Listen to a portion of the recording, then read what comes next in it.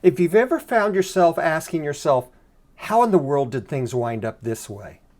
Then what follows may be for you.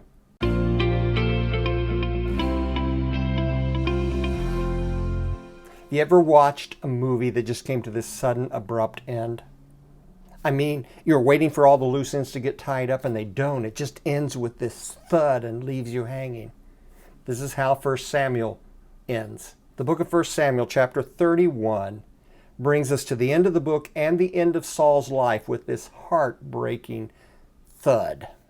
And you find yourself reviewing Saul's life saying, how did he wind up this way?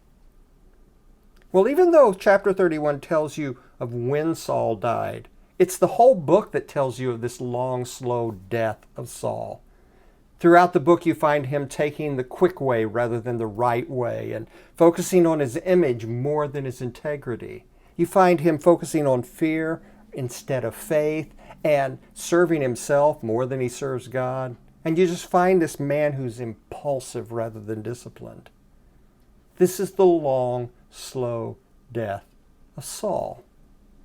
Now, if you've ever found yourself asking the question, how did my life wind up this way? How did things get to be like this? Then the life of Saul is a warning and a lesson to you and I. Because if we live like Saul lived, we will come to the same long, slow death that Saul did. Oh, we might live a long life, but we will live this long, slow spiritual death.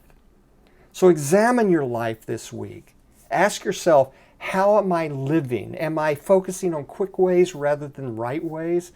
Am I focusing on my image more than my integrity, or fear more than faith? Am I serving me more than I serve God? Am I more impulsive than I am disciplined? Am I living in a way that will bring about a long, slow death or a righteous life? I know it's a little sobering, but I hope you'll think about that this week, and I'll see you next week.